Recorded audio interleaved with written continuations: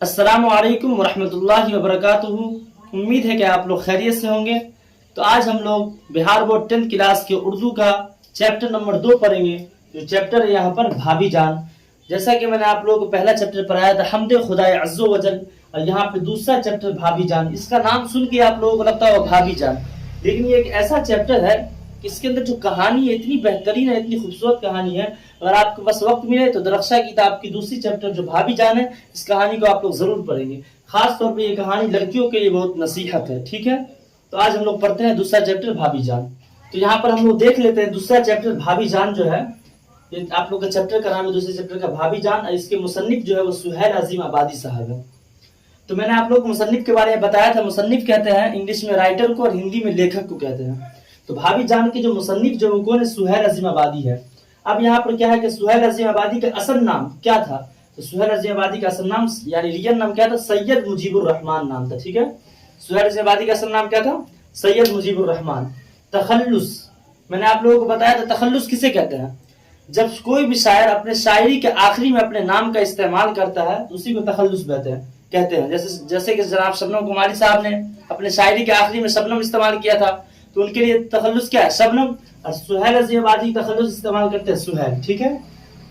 सुहैल अजीम आबादी की पैदाइश कब हुई, तो 1911 को पटना में, यानी सुहैल अजीम आबादी की पैदाइश 1911 में पटना में हुई, ठीक है।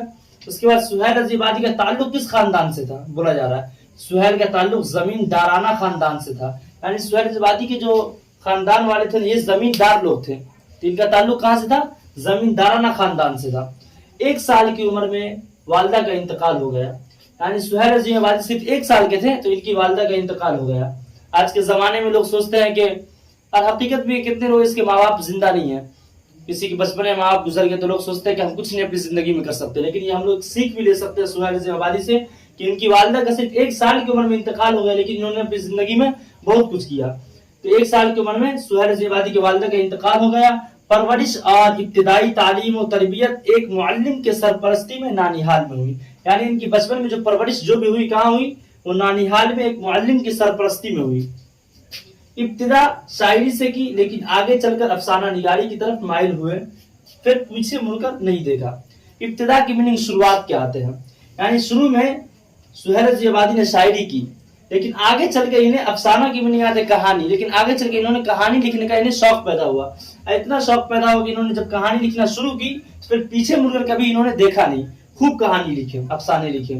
फिर सुहैल अजीम आबादी ने ऑल इंडिया रेडियो की मुलाजिमत भी की इन्होंने। इसी तरीके से सुहैल अजीम आबादी के अफसानी मजमूए, यानी आपको क्वेश्चन आ सकता है एग्जाम में कि सुहैल अजीम आबादी के कितने अफसानी मजमूए शायर हो चुके हैं। तो 4 चेहरे हैं एक नंबर पे, दूसरे पे अलाव है, तीसरे पे आदमी के रूप है। अक्सर क्वेश्चन ये आते हैं कि सुहैल अजीम आबादी के पहले अफसानी मजमूए का नाम क्या है, तो आपको क्या जवाब देना है, सुहैल अजीम आबादी के पहले अफसानी मजमूए का नाम 4 चेहरे हैं, जिसकी इशाअत कब हुई, आजादी के बाद हुई, ठीक है। सुहैल अजीम आबादी ने एक नावल भी लिखा अपनी जिंदगी में जिसका नाम बेजर के पौधे हैं। सुहैल अजीम आबादी तकरीबन 125 अफसाने सुहैल अजीम आबादी ने लिखे, यानी 125 कहानी सुहैल अजीम आबादी ने लिखे। सुहैल अजीम आबादी का इंतकाल 1980 में हुआ। तो यहाँ पर हम लोगों ने समझ लिया, मोटी मोटी बात मैंने आप लोगों को बता दी सुहैल अजीम आबादी के बारे में। अब ये भाभी जान जो चैप्टर है ये बहुत बड़ी कहानी है, लंबी चौड़ी है।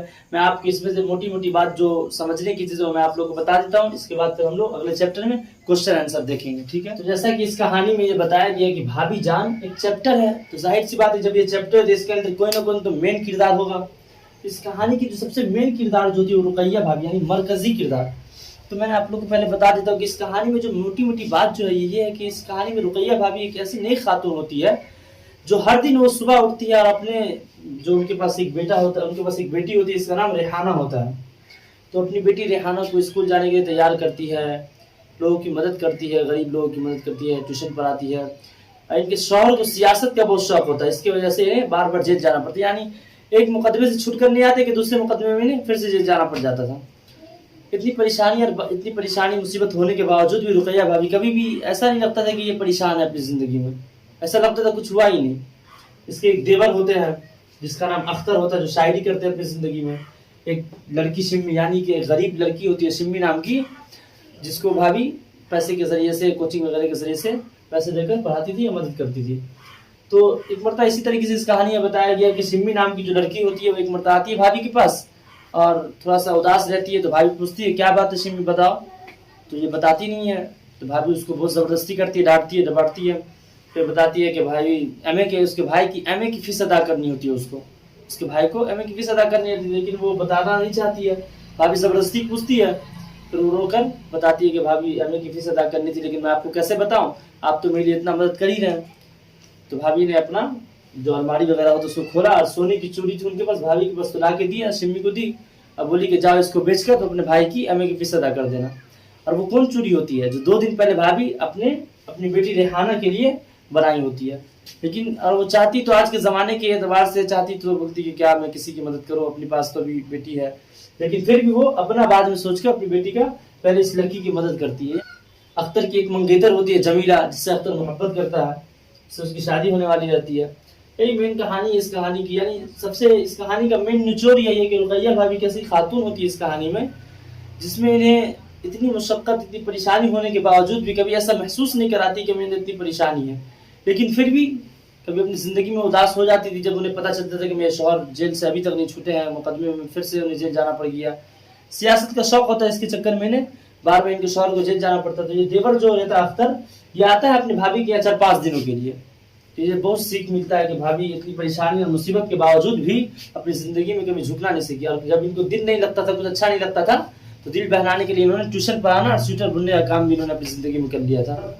और इन्हें अगर फुर्सत मिलती थी तो खत भी लिखा करती थी।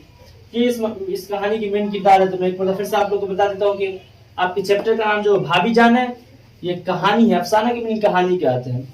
मरकजी किरदार यानी इस कहानी का सबसे मेन किरदार जो रुकैया भाभी रहती है, ठीक है। एक गरीब लड़की होती है शिम्मी, जिसकी मदद भाभी जान करती थी। रुकैया भाभी की एक बेटी होती है, इसका नाम रेहाना होता है। रुकैया भाभी का देवर का नाम अख्तर, जो शायरी भी करता है। अख्तर की मंगेतर का नाम जमीला था, ठीक है। तो यहाँ तक हम लोग समझ चुके हैं। बाकी आप लोग को वक्त मिलेगा तो आप लोग दूसरा चैप्टर का जो भाभी जान जो है, इसको आप लोग जरूर पढ़िएगा, बहुत बेहतरीन चैप्टर है। तो मिलते हैं हम लोग इसी चैप्टर के पार्ट 2 में क्वेश्चन आंसर के लिए, ठीक है। आप लोग मेहनत से पढ़ाई कीजिए और ज़्यादा से ज़्यादा उर्दू सब्जेक्ट को जिंदा करने की कोशिश कीजिए, और मेरे चैनल को सब्सक्राइब कीजिए और शेयर कीजिए, ठीक है। दुआओं में याद रखिएगा।